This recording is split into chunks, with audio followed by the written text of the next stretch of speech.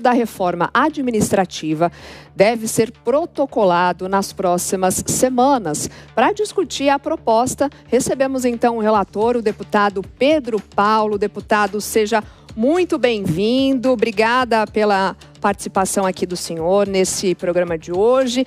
Bom, essa semana o senhor teve uma reunião para discutir possíveis estratégias para aprovar essa proposta, né? As propostas já estão prontas, deputados? O que falta agora? Quando é que o texto final deve ser apresentado?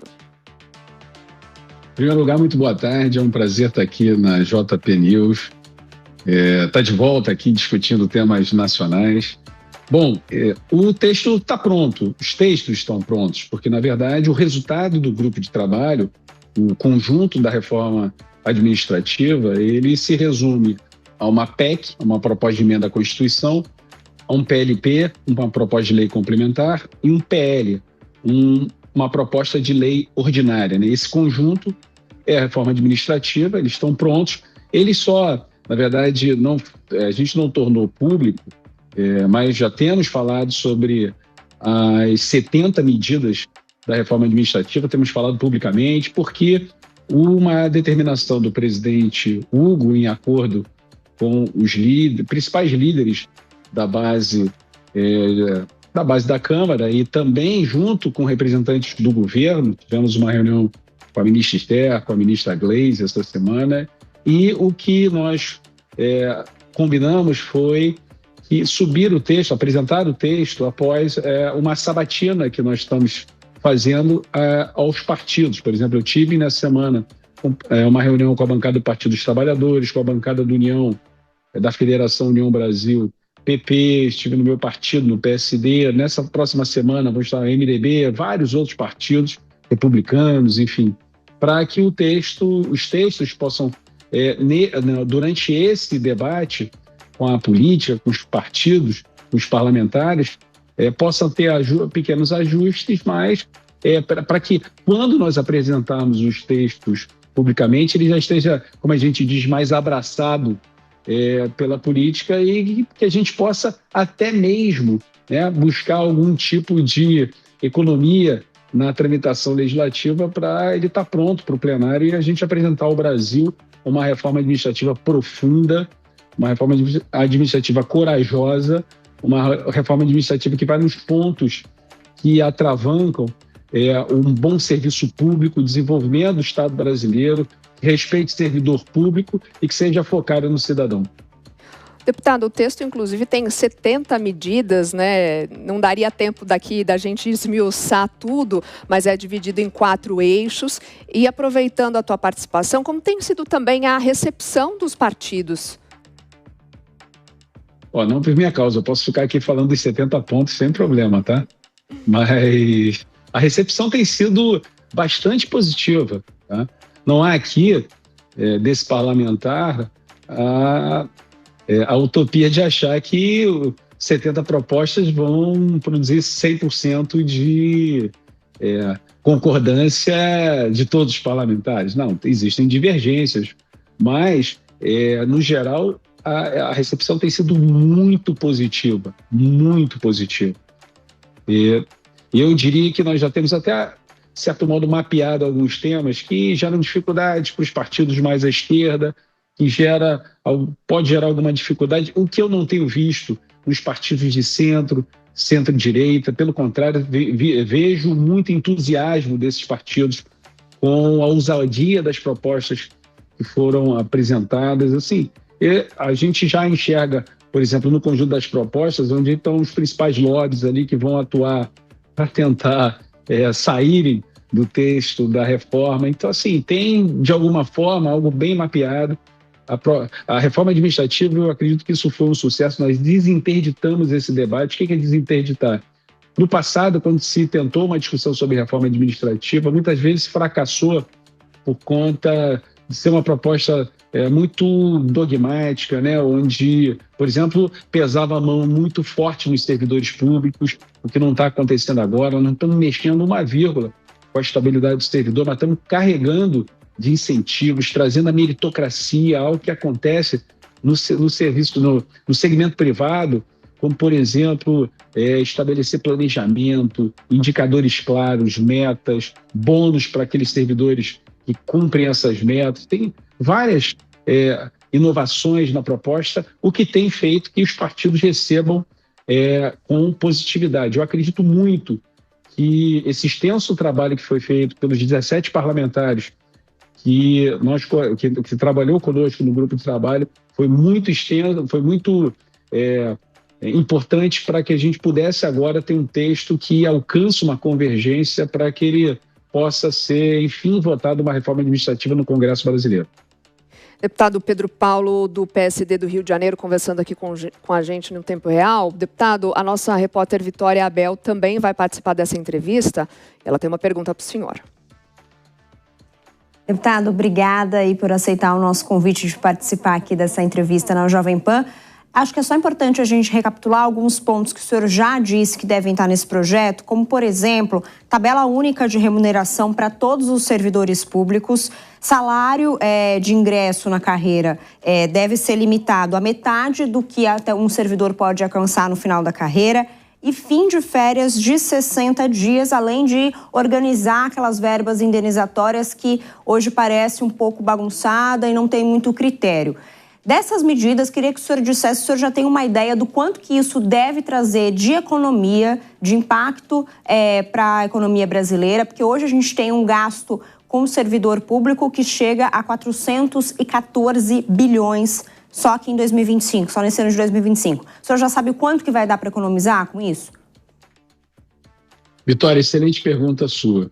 É difícil e eu não tracei na construção do pacote da reforma administrativa uma meta para ajuste fiscal, que a gente chama, para economia potencial da reforma administrativa.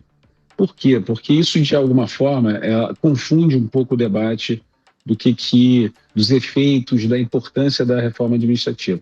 Isso acontece porque tem uma agenda inconclusa no país.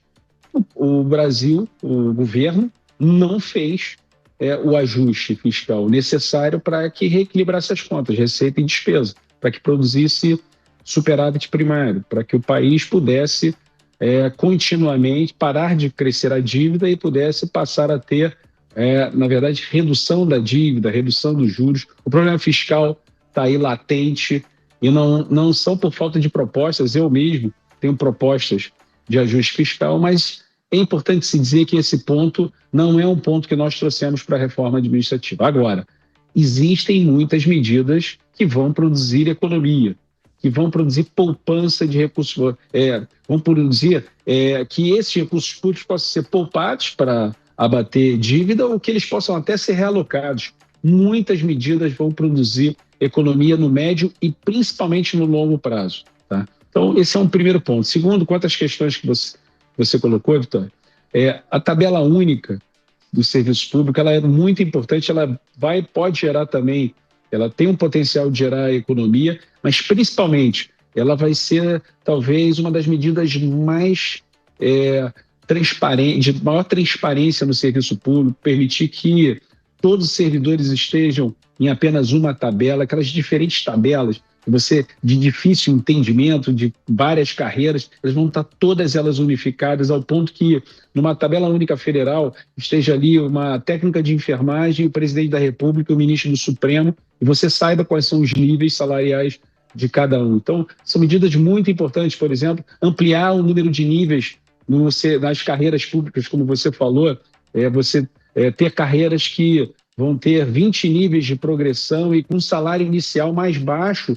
mais próximo do mercado e que não gere um desincentivo de um servidor que muitas vezes entra e em 5 anos ele já está no teto da carreira, e isso é um banho de água fria, né, na motivação de um servidor que tem um programa que vai estar no serviço público no mínimo durante 30, 35 anos, 40 anos. Então são medidas que, ou seja, produzem impacto fiscal, produzem economia, nós não mensuramos na reforma ainda, mas elas têm potencial sim de gerar economia no curto e no médio, mas principalmente no longo prazo. Eu vou insistir ainda com essa linha que o senhor comentava sobre a economia no serviço público, na verdade, e tem vários estudantes que estão aí numa tentativa de conseguir uma estabilidade financeira, o emprego, e eles tentam encontrar isso no serviço público, no concurso. Então, haverá um impacto direto no concurso público? O que deve acontecer com essa reforma? Só para a gente entender de forma assim clara, para quem acompanha e para quem estuda ou almeja essa oportunidade. Haverá essa mudança no concurso público? Haverá sim, no concurso público e na entrada, né? Mas eu considero uma mudança muito positiva. A primeira delas, a reforma vai trazer a determinação para que, e a permissão que o governo federal, além dele fazer o concurso, o Enem dos concursos que tem sido feito no nível federal, que ele possa ser feito no nível nacional. Então isso significa o quê para os nossos concurseiros? Mais oportunidades de concursos públicos. O que vai também significar isso para estados e municípios? Fazer concurso público é caro, demora tempo. O governo federal tem um banco nacional de concursos públicos onde municípios podem aderir, por exemplo, para fazer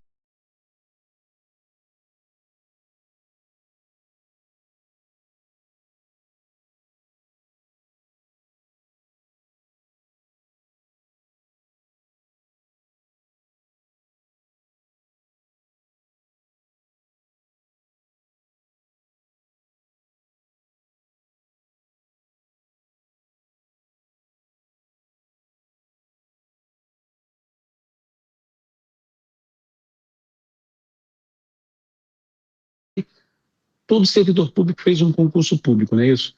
Concurso público não é mérito, concurso público não é avaliação de desempenho. Quem tiver o melhor desempenho, a melhor nota, vira servidor público. Por que, ao tomar posse no serviço público, não se pode mais fazer uma avaliação de desempenho daquele servidor? Isso não é acabar com estabilidade, isso não é perseguir servidor público, isso é simplesmente você avaliar o desempenho. Um profissional precisa avaliar o desempenho. E a reforma está muito focada no cidadão.